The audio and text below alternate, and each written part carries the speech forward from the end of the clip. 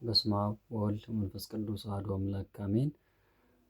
ክርስቶስ ተንሥአ እሙታን በዐቢይ ኃይል ወሥልጣን አሰሮ ለሰይጣን አግዓዞ ለአዳም ሰላም እምይእዜሰ ኮነ ፍስሐ ወሰላም።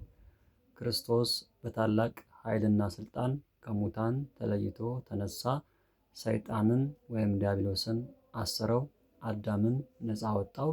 በዚህም ፍስሐና ደስታ ሆነ የሚል ነው በበዓለ ትንሣኤው የክርስቲያኖች ሰላምታ መሆን ያለበትና የእግዚአብሔር ቤተሰቦች የእመቤታችን የቅድስት ድንግል ማርያም የአስራት ያደራ ልጆች የቅዱሳን መላእክት፣ የቅዱሳን ጻድቃን፣ ሰማዕታት፣ ነቢያት፣ ሐዋርያት፣ አበው መነኮሳት የክብር ልጆች እንደምን ሰነበታችሁ? እንደምን አመሻችሁ?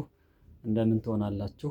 አሜን። የአምላካችን የልዑለ ባሕርይ ቅዱስ እግዚአብሔር ስሙ ዛሬም ዘወትርም በፍጥረት ሁሉ አንደበት የተመሰገነ የከበረ ይሁንልን።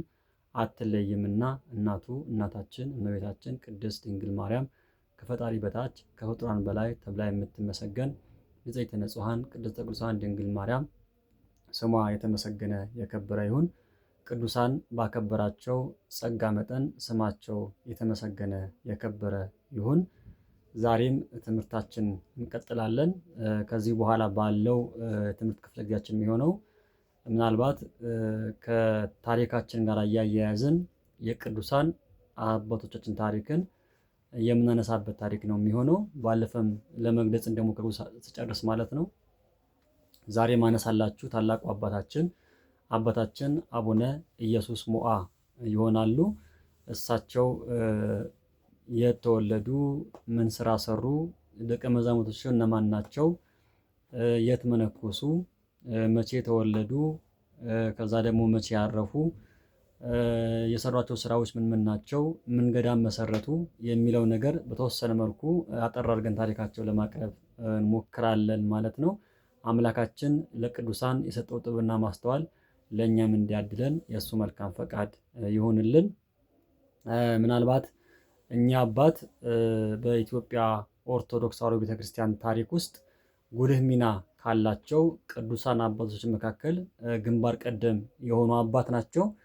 እኛ አባት በተለይ ዘመናዊ ትምህርትን በተለይ አብነት ትምህርቱን በዘመናዊ መልኩ ለማድረግ ቤተክርስቲያን የደረሰችበትን ትልቁ ደረጃ መነሻው እሳቸው እንደሆኑ ብዙ ድርሳናትና የታሪክ ጸሐፊያንም በደንብ አድርገው ያረጋገጡት ታሪክ ነው።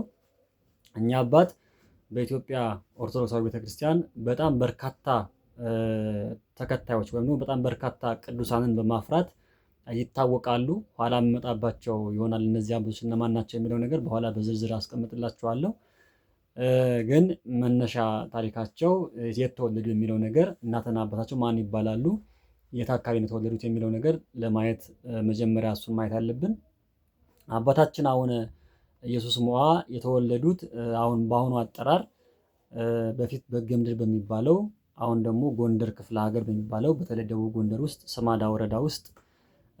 ስማዳ ወረዳ ውስጥ ደህና በተባለ ቦታ በ1210 ዓመተ ምህረት ከአባታቸው ከዘክርስቶስና ከእናታቸው ከእግዚ ክብራ ተወለዱ ይላል ታሪካቸው። ገድላቸው የሚናገረው ይሄ ነው እና እኚህ ቤተሰብ አባታቸው ዘክርስቶስና እናታቸው እግዚ ክብራ በጣም የተወደዱ ክርስቶስን የሚፈሩ ወይም ደግሞ እግዚአብሔርን የሚፈሩ ሕጉንም ስርዓቱን ጠብቀው የሚኖሩ ባልና ሚስቶች እንደነበሩ ገድላቸው ላይ በደንብ ተጽፎ የሚገኝ ነው። ምናልባት ይሄ ከዚህ ጋር ያይዘን የምናነሳው ምንድን ነው?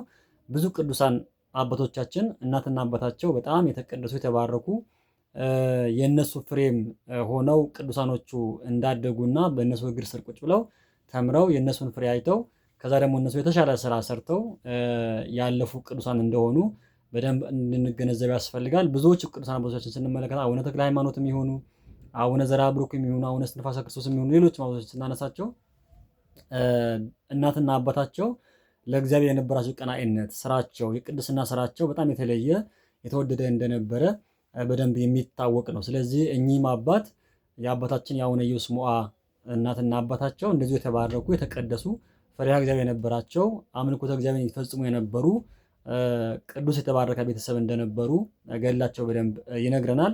ከዛ እስከ 30 ዓመታቸው ድረስ በቤታቸው ብሉይንም ሐዲስንም እያስተማሩ አሳድጓቸዋል ነው የሚለው ገድላቸው። ስለዚህ እስከ 30 ዓመታቸው ድረስ በእናትና በአባታቸው ቤት ቆይተው ልክ 30 ዓመት ሲሞላቸው ከዚህ በኋላ የምፈልገው ብዙ ነገር አውቄያለሁ፣ ብዙ ነገር ተምሬያለሁ፣ አስተምራችሁኛል፣ ስለዚህ ነው የሚፈልገው መመንኮስ ነውና ሄጄ የምንኩስና ልብስ መልበስ ነው የምፈልገው ብለው ታላቁ ገዳም ወደ ደብረ ዳሞ ሄደው እዛ አበምኔቶችን እየረዱ እየተራዱ ከቆዩ በኋላ ምንኩስናን ተቀብለዋል። ምንኩስና የሰጧቸው አባታችን አባ ዮሐኒ ይባላሉ።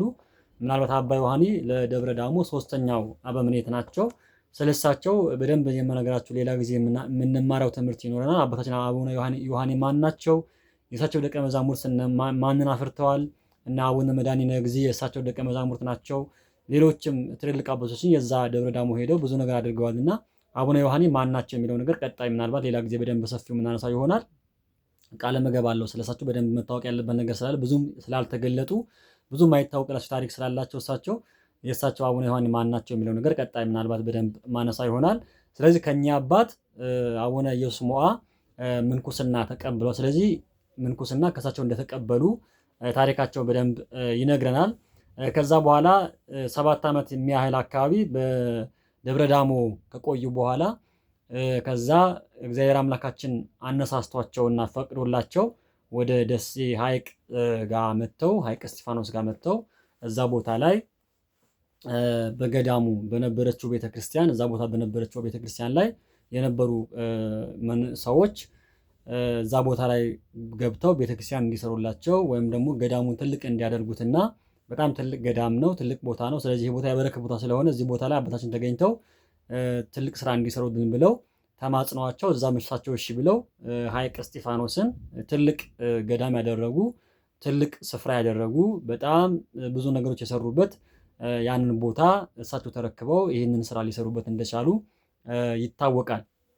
ስለዚህ እኛ አባታችን አቡነ ኢየሱስ ሞዐ ሐይቅ ከደረሱ በኋላ በቃ ብዙ ነገሮችን በተሰጣቸው ባወቁትና በተማሩት ትምህርት መሰረት እዛ ቦታ ላይ ዘመናዊ ትምህርት ማዕከል ለማድረግ በተለይ ዘመናዊ የቤተክርስቲያን ትምህርትን በተለይ አብነቱ ትምህርትን ዝም ብሎ ዝርው የነበረውን ትምህርት በቃ በትክክለኛው ተጽፎ አብነት ትምህርቱ ስርዓት እንዲይዝ ዘመናዊ እንዲሆን አሁን ያለውን የአብነት ትምህርቱን የጀመሩት እሳቸው ናቸው። ስለዚህ በዛ ጊዜ የአብነት ትምህርት ቤቶቻችን ወይም ደግሞ መንፈሳዊ ኮሌጆቻችን ለመጀመሪያ ጊዜ ዘመናዊ እንዲሆን ያደረጉት እሳቸው ናቸው። ስለዚህ በዚህ መሰረት ዛሬ ያለችዋን ቅድስት ቤተክርስቲያን የምትከተላቸውን የአብነት ትምህርት ቤቶች ስርዓት ሙሉ ለሙሉ በእሳቸው ጊዜ የተመሰረተና በእሳቸው ስርዓት አርቃቂነት የጸና እንደሆነ ያው ብዙ ቅዱሳን አባቶች ታሪካቸው በደንብ ይታወቃል። በዚህ መሰረት ነው የሚነገረውና ስለዚህ እኛ አባት በጣም የሚገርሙ አባት ናቸው።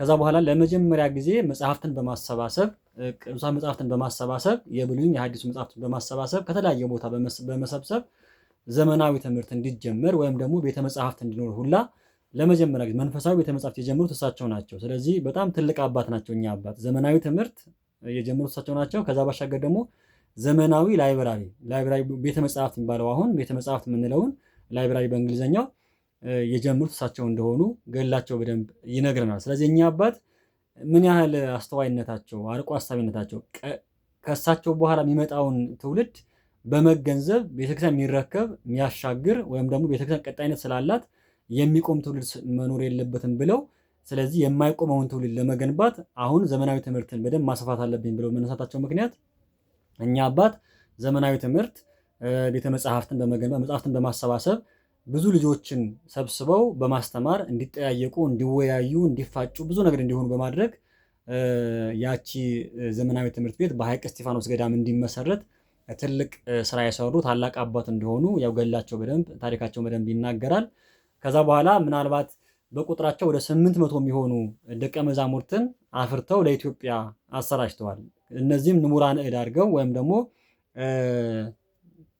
እነዚህን አባቶቻችን በተለይ የወንጌል ብርሃን በኢትዮጵያ እንዲበራ ያደረጉ በጣም በርካታ ቅዱሳንን በእሳቸው ጊዜ ተነስተው እሳቸው ባርከው ቀድሰው ምንኩስና ሰጥተዋቸው ወደ መላው ኢትዮጵያ ባርከው እንደሸኟቸው ከዛም የእሳቸው ፍሬ ደግሞ በተለያየ በሀገሪቱ በኢትዮጵያ በሙሉ እኒህኛ አባቶቻችን ለኢትዮጵያ ብርሃን ሆነው እንደኖሩና እንዳለፉ ገድላቸው ታሪካቸው በደንብ ይነግረናል። በተለይ በደንብ የሚነሳው ነገር ምንድነው? በተለይ የወዲት ጉዲት ያጠፋቻቸው ቤተክርስቲያን በመዞር በጣም በርካታ ውድመት አድርሳለች። ባለፈም እንዳነሳ ነው። ስለዚህ እሷ ያጠፋቻቸውን ወይም ደግሞ በእሷ ጊዜ የተቃጠሉ ቤተክርስቲያናትንም በማነጽ ድጋሚ ሄደው ቅዱሳን አባቶች ሄደው እንዲባረኳቸው ካህናትና ዲያቆናት እንዲሾሙ በማድረግ ትልቅ ስራ እየሰሩ ታላቅ አባት። ስለዚህ ይሁዲት ያጠፋቻቸውን ስራዎች በሙሉ ድጋሚ በእሳቸው ደቀ መዛሙርት ድጋሚ እንዲታነጹና እንዲሰሩ የእኚህ አባት ትልቅ አሻራ እንዳለበት በደንብ መታወቅ መቻል። ስለዚህ በይሁዲት ዘመን የጠፋውን በተለይ በዛጉዌ መንግስታት ያልደረሱባቸው ቦታዎችን በመድረስ በተለይ በደቡቡ ክፍል፣ በሰሜኑ ክፍል፣ በምዕራቡ ክፍል በሁሉም ቦታ እነዚህ አባቶቻችን በምዕራብም በመካከለኛውም ኢትዮጵያ በሙሉ እኛ አባት ያደረጉትን ስራ በጣም የሚገርምና የሚደነቅ ስራ ነው። ስለዚህ እኛ አባት ለኢትዮጵያ ኦርቶዶክስ ቤተክርስቲያን ብርሃን ሆነው ያለፉ እሳቸውን ብቻም አይደሉም፣ ደቀ መዛሙርቶቻቸው ራሱ ብርሃን ሆነው ለኢትዮጵያ እንዲሆኑ ያደረጉ ታላቅ አባት እንደሆኑ በደንብ እንድናስተውላቸው ያስፈልጋል። ከዛ ትምህርት እንዲስፋፋ፣ አብነት ትምህርቶች እንዲስፋፉ፣ ዘመናዊ ትምህርት እንዲስፋፋ፣ መጽሐፍት እንዲጻፉ፣ የተጻፉ መጽሐፍትን በሙሉ ለኢትዮጵያ ምዕመናን እንዲዳረሱ በተለይ ቅዱሳን አባቶቻችን በተለያየ ቦታ ሄደው ያንን የተማሩት ትምህርት እንዲያስተምሩ አጋዥ መጽሐፍትን በማዘጋጀት ትልቅ ስራ የሰሩ አባት እንደሆኑ በደንብ እንድናቃቸው ያስፈልጋል። በተለይ በደቡብ አካባቢ ወደ ደቡብ ኢትዮጵያ በመውረድ በጣም ብዙዎቹ ቅዱሳን አባቶቻችን በዛ ቦታ ላይ ደርሰው ብርሃን ያላገኘውን በወንጌል የተጠማውን ህብረተሰብ ለማርካትና ወንጌል ለማጠጣት የወንጌልን ብርሃን እውን ለማድረግ ትልቅ ስራ የሰሩ አባት እንደሆኑ በደንብ መታወቅ መቻል አለበት። ከዛ ባሻገር ምናልባት የአብዛኞቹ ዛሬ የምናያቸውና ገዳማትና ቅዱሳን መጽሐፍት በዚህ መልኩ ተጠብቀው የቆዩልን በሳቸው አማካኝነት ነው። ስለዚህ ዛሬ የምናያቸው በጣም በርካታ ቅዱሳን መጽሐፍትን በተለይ በብሉይ ዘመን የነበሩትን በሐዲስ ኪዳን የመጡትንም ጨምሮ የኛ አባት ጠብቆት በጣም ትልቅ እንደነበረ በደንብ ይታወቃል። ስለዚህ በሐይቅ እስጢፋኖስ ላይ ደግሞ የመጨረሻው መልእክቴ በሐይቅ እስጢፋኖስ ላይ ወደ 45 ዓመት የሚሆን አበምኔት ሆነው ኖረዋል።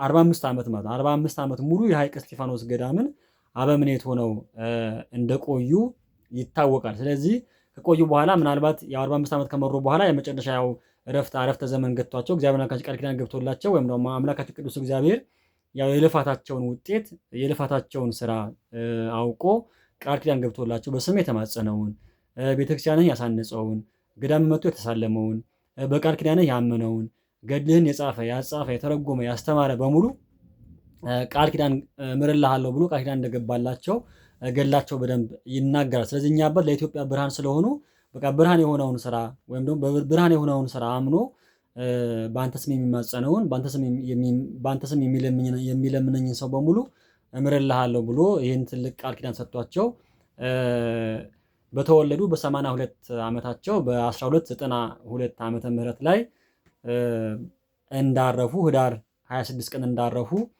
ገድላቸው በደንብ ይነግረናል። ስለዚህ እኛ አባት በጣም የሚገርሙ አባት ናቸው። ትልቅ አባት ናቸው። ለኢትዮጵያ ኦርቶዶክሳዊ ቤተክርስቲያን ትልቅ አሻራ የጣሉ እና አቡነ ተክለ ሃይማኖትን እነ አቡነ ሂሩት አምላክን እና አቡነ በጸሎተ ሚካኤልን ሌሎችንም እና አቡነ ናዝራዊን እነ ሕዝቅያስ ዘደብረ ቆዝት እነ አቡነ ገብረ እንድርያስ እነዚህ በሙሉ የእሳቸው ደቀ መዛሙርት ናቸውና ስለዚህ እኚህ ብርሃን የሆኑ አባቶቻችን ያስገኙልን ታላቅ አባት እንደሆኑ በደንብ እንድናስተውላቸው ያስፈልጋል። አምላካችን ከኚህ ከአባታችን ከአቡነ ኢዮስሙዓ ረድኤት በረከት እንዲያሳትፈን የእሱ መልካም ፈቃድ ይሆንልን። ከብዙ በጥቂቱ ነው አጠር አድርጌ ነው ያቀረብኩላችሁ። አሁንም አምላካችን በቃል ኪዳናቸው በአማላጅነታቸው እንዳይለዩን የእሳቸው መልካም ፈቃድ ይሆንልን። አምላካችንም የእሳቸውን ቃል ኪዳን በረከት እንዲያሳድርብን የእሱ መልካም ፈቃድ ይሆንልን። ይቆየን።